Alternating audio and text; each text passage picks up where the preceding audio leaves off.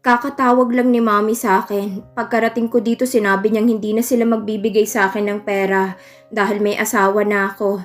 Kaya naisip kong yun ang dahilan kaya wala akong pera kahapon. Well, wala naman talaga akong pera. Kung may laman na yung cards ko, hindi pa rin yun sa akin. Kay Andrew yun. Yeah, but it's my responsibility to give everything you needed and wants to make you happy. Do you think money makes me happy? Kaagad kong tanong sa kanya. Nilingon ko siya at ngayon ko lang napagtanto na nakaupo siya sa tabihan ko habang nakatitig sa akin. Hindi kailanman nababawasan ng kahit ilang halaga ng pera na ilagay niya sa accounts ko ang sakit na nararamdaman ko. Ang pagtitiis na dinadanas ko. Isa lang naman ang magpapasaya sa akin eh. Ang maging akin siya ng buong buo. Amin ng anak ko. Pero malabo nang mangyari yon. Hindi kita tinatalikuran, Ana. Oo, may anak ako kay Bea. Pero hindi ibig sabihin nun mahal ko siya. Ina siya ng anak ko, pero ikaw ang mahal ko. Isang bagay lang naman ang gusto ni Bea para sa anak namin. Ang magpakaama ko sa bata. I'm just doing my responsibility as a father, nothing more. You're my wife. The girl I'm... Sa papel. Asawa mo ako sa papel. Wala akong sinasabi na wag mong papanindigan yung bata. Wala rin akong sinabing wag kang magpakaama. Sana nga yun lang ang ginagawa mo. Hahayaan kitang gawin lahat ng gusto mong gawin kasamang mag-ina mo. Dahil alam kong doon ka naman masaya. Akmang pupunasan niya ang luha sa pisngi ko. Pero inunahan ko siya. I can wipe my own tears. Wag mo na akong pagkaabalahan. Masasayang lang ang oras mo. Kaya kong sarili ko at kakayanin ko. Para sa anak ko. Salitang hindi ko matapos-tapos. Para sa atin. Dahil mahal kita. Kaya kong magtiis. Pagpapatuloy ko. You don't need to do that, Ana. Listen, I'm sorry about last time. I'm sorry for everything what I have done. I swear I didn't mean to hurt you. Ay, tama na. Inaantok na ako. Please, iwan mo na ako. Putol ko sa sasabihin niya at tumalikod sa kanya. Hindi ko na naman narinig na kinulit ako until I heard a footstep away from me. I cried silently. Masyadong mababaw ang luha ko. Bakit ganito? Ang sakit pa rin. Kahit na alam kong sanay na ako. Sanay na akong mag-isa sa lahat ng bagay. Sa pagkain, sa pamamasyal, sa pagbibigay ng gusto ko para sa sarili ko. Sa lahat. Ako ang nagpapagod para sa sarili ko at para sa baby ko. Pagkatapos ng binyag na dinaluhan ko, isa na akong regular na waitress sa shop nila Annie. Paminsan-minsan napapatanong siyang bakit. Bakit ko raw ginagawa ito? Ngiti lang ang tanging sinasagot ko sa kanya. Ayoko na may makaalam pa. Magdadalawang buwan na ako nagtatrabaho rito. Masasabi kong okay naman siya dahil nga natutugunan ko lahat ng pangangailangan ko. Nakakapag-ipon na rin ako para sa panganganak ko. Nakapagpa-check up ako. Nakakapagod pero sanay na rin naman ako sa trabaho ko. Kaya masaya rin naman. Girl, number 25. Binigay sa akin ni Faye ang tray na may lamang pagkain. Siya pala yung babaeng sumalubong sa akin ng unang araw ko ditong pumasok. Sige, kaagad kong kinuha ang tray at hinanap ko kung saan ang customer na may number 25. Masama ang pakiramdam ko ngayon pero kailangan kong kumayod. Medyo nahihilo nga ako pero hindi ko na lang pinapahalata. Hello, ma'am, sir. This is your order. Nakangiting sabi ko habang isa-isang nilalapag sa table ang pagkaing order nila. Thank you. Babe, your favorite. Saad ng babae. Seems like she's familiar. May hawak siyang bata. Napatingin naman ako sa kasama niya. Nanlaki ang mata ko nang makita ko siya at kaagad akong bumaling sa babae bago ako tumingin sa kanya. Akala ko namamalikmata lang ako na si Andrew ang nakaupo sa harapan ko. Pero nang muli kong tiningnan ng babae, dun ko naalala na siya si Bea. Baka sa mata ni Andrew ang pagkagulat nang makita ako. He looked at me head to toe, na siyang ikinayuko ko. Hindi niya alam na nagtatrabaho ako. Hindi ko rin alam kung anong magiging reaksyon niya ngayon na alam niya na. Enjoy your meal, ma'am, sir. Halos hindi ko na mabigkas ng maayos ang salita ko. Randam ko sa dibdib ko ang kirot at sakit. Pilit akong ngumiti at muli ko silang pinagmamasdan. Sana ako na lang siya. Kaagad akong humakbang palayo sa kanila. Nang bigla akong makaramdam ng hilo, dahilan para mapatigil ako sa paglalakad at muntik pa akong matumba. Ana, rinig kong tawag sa akin ni Andrew. Siguro napansin niya akong muntik matumba, kaya naman kaagad akong humakbang papunta sa loob. Nang mawala ng kaunti ang pagkahilo ko. Sa dami-daming shop na pwede nilang kainan, bakit dito pa? Sa lahat pa naman ng pwedeng mag-serve sa kanila, bakit ako pang natoka na magdala ng pagkain nila? Ayos ka lang, Sam? Puna ni Pay sa akin. Umiling lang ako at ngumiti sa kanya. Siguro sobra kang nagwapuhan sa lalaking yun, no? Uy, in fairness ha, titig na titig sa'yo. Papalapit ka pa lang, ang lagkit na kaagad ng tingin niya. Mukhang gulat na gulat pa nga eh. Panunokso naman sa akin ni Bella. Tumigil ka nga dyan, Bella. Sino ba naman kasing hindi mahihilo kung yung asawa mo may ibang kasamang lumabas, may anak pa? Napatingin ako kay Faye na nakakunot ang noo. Ha? Ano bang alam niya? Huwag ka nang magmaang-maangan pa. Ako ang nasa cashier kanina at nangiabot niya sa akin ang card niya, napansin kong kasal na siya. At yung singsing na suot niya nakita ko ng kapareho noon. Tiningnan ko ang kamay ng babaeng kasama niya, wala akong nakita. Basta alam kong nakita ko ng singsing na kapareho noon. At naalala kong sa kamay mo yun nakita ko. Ano, tatanggi ka pa? Paliwanag ni Pay habang nakatingin sa kamay ko. Totoo ba yan? Girl, ano, totoo? Asawa mong gwapong yun? Hindi itong oras para sa daldalan. Magsilabas kayo doon. Biglang pumasok sa kitchen si Ma'am Annie na ikinatigil ni Bella sa kakatanong sa akin. Tumingin ako kay Faye at ngumiti siya sa akin na para bang naaawa. Basta alam kong ngiting dinadamayan niya ako. Oh, ayos ka lang ba? Namumutla ka ha?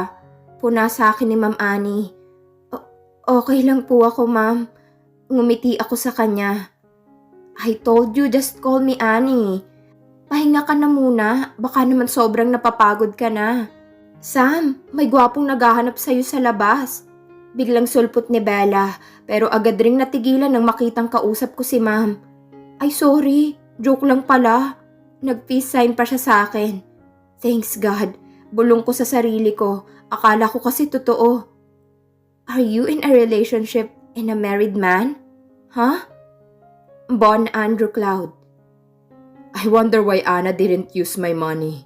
I thought she's using credit cards pero hindi. I check all other accounts, even her credit cards, para bayaran pero wala. Hindi niya ginagalawang pera na inilalagay ko sa ATM niya. Yung cash na ibinibigay ko sa kanya hindi niya ginalaw.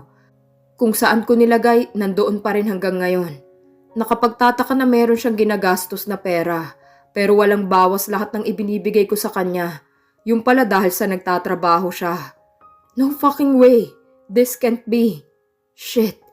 I really can't believe that she's doing this. Damn. Sinabi niyang hindi siya hihingi sa akin. Bigay ko yun sa kanya at responsibilidad ko na bigyan siya. Shit. She's working as a waitress? Like shit. This can't be. What's with that face, buddy? Kaagad akong napalingon sa pintuan at nakita kong pumasok doon si Ven. What are you doing here? I frustrated brushed my hair using my hands. Problem? I glared at him. Wala ka bang balak na sagutin ako ha? Kainis. Naiinis na sigaw ko kay Ben. Oh, timing naman sa bad mood. Pangaasar ni Vic na pumasok sa loob ng opisina ko kasama sila Ben. Ano namang ginagawa ng mga turito? I don't have time for you guys, so get out. Pagtataboy ko sa kanila. Ganyan mo ba itrato si Sammy baby kapag bad trip ka? Pinagtatabuyan? Umisi ako ng nakakaasar. I never push her away from me. Pero siya, kulang na lang ipagtulakan ako palabas ng pinto. Naiiling kong sabi. All the time this past month, ganun siya sa akin. Her phone is always out of coverage. Like shit, hindi ko makontak-kontak. She's so cold to me. Sino ba naman kasi magiging masaya kung may anak ka sa labas? Inis na tanong sa akin ni Ben. I saw her. Working? Napatingin ako kay Ben. When? Takang tanong ko sa kanya. Last time, pumunta kami rito para ipaalam sa'yo. So, if ever na hindi mo alam or ikaw ba mismong nagsabi na magtrabaho siya? Ben looked at me seriously. I'm not crazy to ask her to work. I can give her a good life. I saw her today. This is so shit. Sinipa akong swivel chair ko at humarap sa bintana habang pinipigilan ang galit ko. I don't know why, but seems she's weird, Ban commented. This is not the life I want for her. She will never gonna work again. I think I need to explain because on what she saw earlier, I don't want to think her negatively about Bea and I. Isabella, Ana. Kailan pa, Ana? Hindi na sapat ang binibigay ko? Kulang ba? Kulang ba para pagtrabaho ka bilang waitress? Gulat ako nang pagkapasok ko sa bahay, boses kaagad ni Andrew ang sumalubong sa akin. Ramdam ko ang galit niya sa bawat titig niya sa akin. Napayuko lang ako habang nakatayo sa likod ng nakasarang pinto. Hindi. Katulad ng sinabi ko, kaya ko ang sarili ko at hindi ako hihingi sa'yo. Ginagawa ko lang yung bagay na kailangan kong gawin. Diretsahang sagot ko sa kanya habang nakatitig sa mata niya. Kailan ka pa natutong magtrabaho ng ganun? Daig mo pang katulong sa kaliwat ka ng utos. Hindi ka ba napapagod? Tumayo siya at lumapit sa akin. Nakakahiya naman kung perang pinagpaguran mo ang gagastusin ko. May binubuhay kang pamilya. Ayoko nang dumagdag pa sa pasanin mo. Kaya kong buhayin ang sarili ko. Hindi ka na nahiya. Ano na lang ang sasabihin ng mga taong may makakakilala sa'yo? Asawa ni Bon Walker, isang waitress? Sigaw niya sa akin na ikinaigtad ko sa pagkabigla at hindi ko na malayan na tumulo ang luha ko. Nakita ko na naman siyang natigilan. Huwag kang mag-alala. Hindi ko din bitbit ang pangalan mo sa kahihiyan. Pero sa totoo lang, walang nakakahiya sa ginagawa ko. Talagang ikinakahiya mo lang na akong naging asawa mo. Pasensya na ha. Ikaw ang nahihiya para sa akin. Bakit hindi mo pa ako hiwalayan? Siguro doon lang naman ito mapupunta. Nakatingin sa kanyang mata na sambit ko. Nakita kong nagkaroon ng emotion sa kanyang muka. Hindi iyon galit. Reaksyon na pinagsisisihan ng sinabi niya. Nagtrabaho ako para hindi umasa sa'yo. Pero hindi ko akalain na ikinakahiya mo pala ako. Sorry ganito lang ako. Siguro dapat napalayain mo na ako. Total may pamilya ka na. Hindi ko na alam kung saan ako lulugar. Hindi ko na rin maramdaman na asawa kita. Siguro dahil sa hindi na tayo katulad ng dati. Siguro dahil wala ka ng oras para sa akin. Hindi ko na nga matandaan kung kailan kita nakasama. Hindi ko na matandaan na ako ang dahilan ng iyong pagtawa. Sa madaling salita, hindi na ako. Hindi. Hindi ko gagawin yung sinasabi mo. You must follow me. Walang lalabas hanggat hindi ko sinasabi, Isabella, Ana. From now on, you're not working anymore. You'll stay here. With the 5 servant, whether you like it or not. Don't you ever think to disobey me. Pilit akong ngumiti at tumango sa kanya. Ayoko nang pahabain pang usapan na ito. Gusto ko nang magpahinga. Gusto ko nang i-relax ang sarili ko dahil sa maghapong stress at pagod. About what you saw. It's okay. It's your responsibility, I understand. I am not asking for your explanation. I feel sorry. I'm sorry dahil naglihim ako sa'yo. Sorry kung nararamdaman mong pinapahiya kita. It's not my intention. Ayoko lang na makadagdag sa poproblemahin mo. Putol ko sa sasabihin niya at bahagya akong yumuko. I am sincere kasi alam kong may mali ako. Wala ka bang sasabihin sa akin? He asked. Anong sasabihin ko sa kanya? Nakapag-sorry na naman ako Ako na nga palagi nagsusorry tapos, wait. Isang bagay lang ang hindi niya alam. That I'm pregnant. Ana. He called me so calm and he walked towards me. Nag-angat ako ng tingin sa kanya at nakita kong seryoso siyang nakatitig sa akin. Mga ilang minuto akong naghintay sa sasabihin niya pero wala akong narinig. Aakyat na ako. Kaagad kong iniwas ang mata ko sa kanya at naglakad ako ng dahan-dahan papunta sa kwarto. Inilapag ko sa kama ang dala kong shoulder bag at napaupo ako sa paanan ng kama. I was crying silently. Gusto kong ilabas ang hinanakit at sakit na nararamdaman ko sa pag-iyak. Wala naman akong ibang ginagawa kapag nararamdaman ko ito. Iniiiyak ko lang ang lahat. Sa totoo lang gusto kong marinig ang paliwanag niya. Pero naisip ko palang na baka kasinungalingan lang ang sasabihin niya. Mas mabuti nang wag ko na lang alamin pa. Kung ano ang nakita at narinig ko, yun na yun. I feel so insecure. I feel so lonely. Naiinggit ako na nailalabas niya ang mag-ina niya, samantalang akong asawa niya tinatanggihan niyang samahan. Hindi niya ako nagagawang kamustahin sa maghapon. Sa pag-uwi naman niya masyado ng malalim ang gabi. Hindi naman kami nakakapagsabay sa pagkain. Kulang na lang hindi kami magkita. Ngayon nagdesisyon siya para sa akin. Asawa ko siya at alam kong may galit siya sa akin dahil sa paglilihim ko sa kanya. Siguro sapat na dahilan na para mapatawad niya ako kapag sinunod ko siya. Mahirap man yon para sa akin na baguhin ang nakasanayan ko. Pag-aaralan ko ulit kung paano magsimula ng pwedeng pagkakaabalahan. Lumipas ang mga araw na palagi lang akong nasa bahay. Sinunod ko ang sinabi niya. Hindi ako lumalabas ng bahay. Nag-resign na din ako kahit walang formal na resignation kay Annie. Okay lang sa kanya dahil mas mabuti raw yon para sa akin. Katulad ng dati nararamdaman ko pa rin na mag-isa ako kahit na madami ako nakatulong na kasama sa bahay. Palaging busy si Andrew, laging late umuuwi, pero may nagbago sa kanya. Yun bang walang gabi na wala siyang dala para sa akin? He buy me expensive jewelry, branded bags, clothes, even shoes. Yung wala akong hinihingi pero binibigay niya. Sa isipin na nagagawa niya akong bigyan ng kung ano-ano, ay mapapangiti ako. Pero may parte sa akin na nalulungkot ako.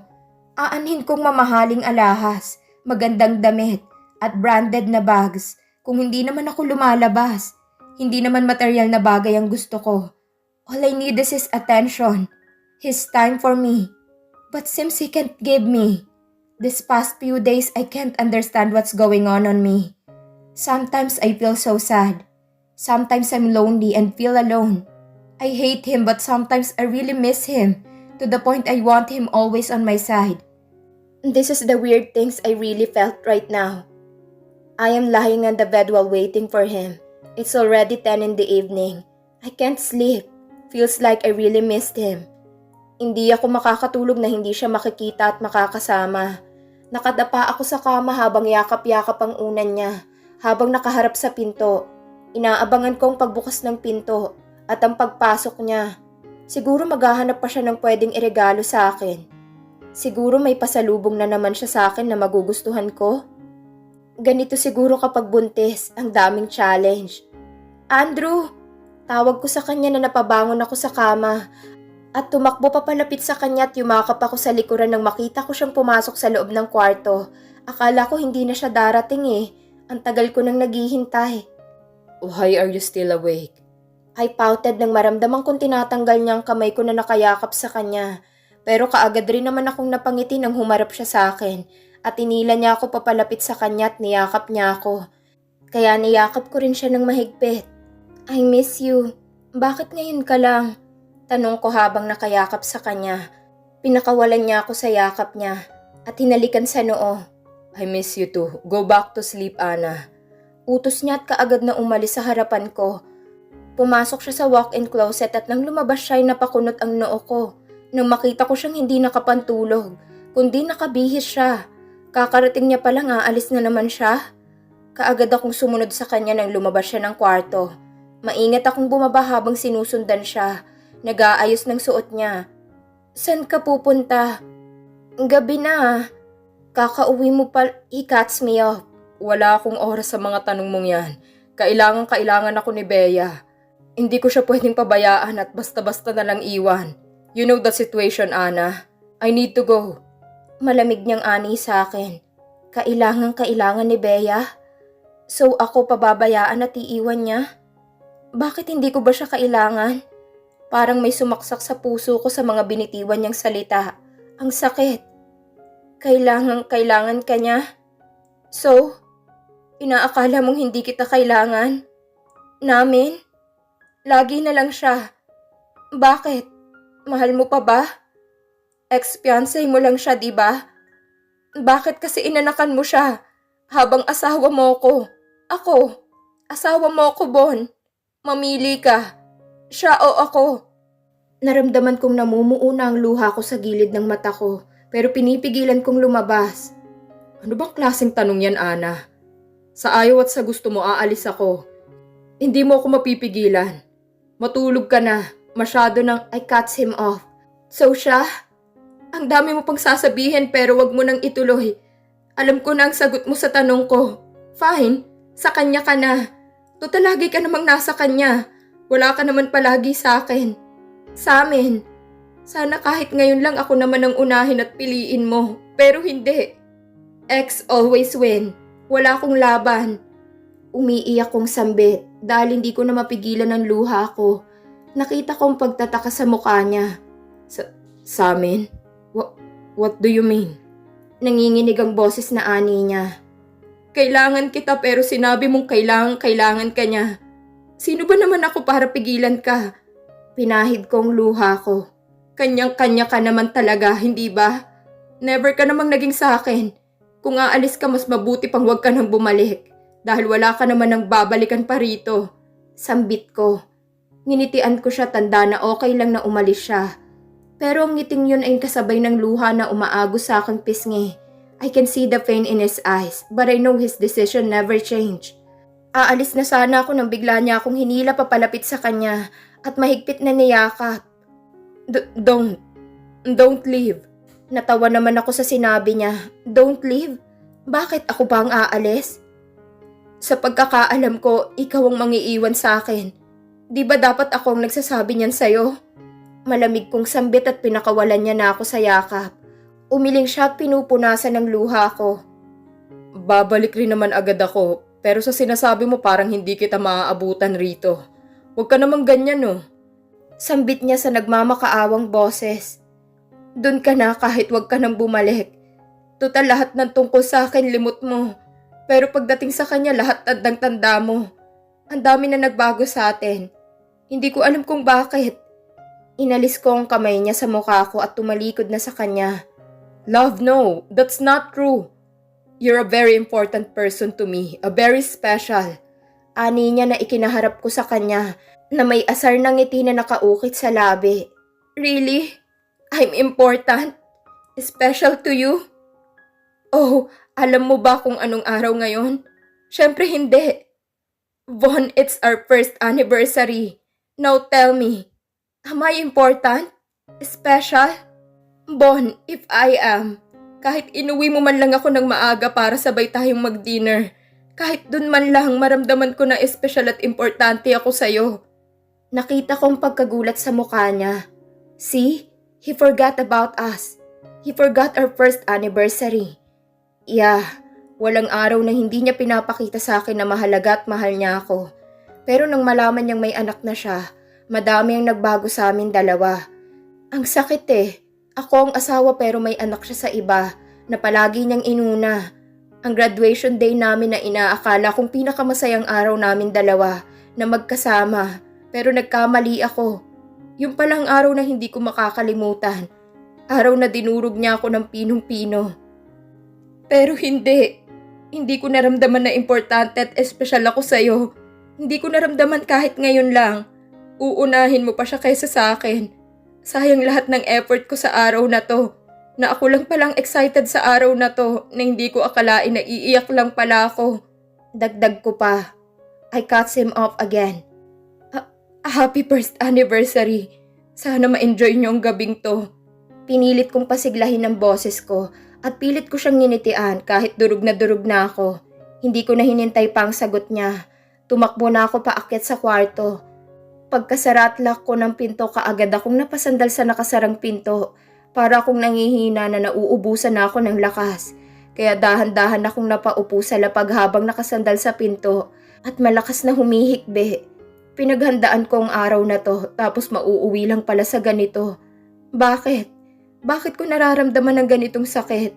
Bakit kailangan kong maranasan to? Masama ba ako? May surprise pa naman ako sa kanya pero mukhang hindi niya na kailangan pang malaman. Actually, graduation gift ko pa dapat ito sa kanya. Pero hindi ko nasabi dahil sa nangyari. Pupuntahan niya si Bea for sure. Magtatagal siya roon dahil kailangan raw siya. Kailangan. Anong laban ko? Kailangan ko lang siya at kailangan naman siya ni Bea ng anak nila. Napahawak ako sa tummy ko at masuyo ko itong hinahaplos. Okay ka lang ba dyan, baby ko? Sorry, mukhang tayong dalawa lang lagi ang magkasama. I Sav, Huwag kang magtatampo ha. Nandito si Mommy para sa'yo. I promise. Aalagaan at iingatan kita ng sobra. I love you, my little angel. Mommy loves you always. Pagkakausap ko sa maliit kong tummy. Yes, I'm pregnant. Ito sanang surprise ko kay Bon ngayong first anniversary namin. Ang sabihin ko na dapat sa kanya na magkakaanak na kami. Pero nauwi lang sa wala. Nakalimutan niyang mahalagang araw namin dalawa. Kailangan ko siya. Kailangan namin siya ng baby ko. Pero mas gusto niya kay Bea. Mas gusto niyang puntahan ito kaysa manatili sa tabi ko. Hindi ako aasa na paggising ko nandito siya. Hindi na ako aasa pa sa kanya. I'm going to be a mother. I can't wait to see you, baby. Sabi ko sa sarili ko at ngumiti na para bang nakikita ko ang baby ko na buhat-buhat ko.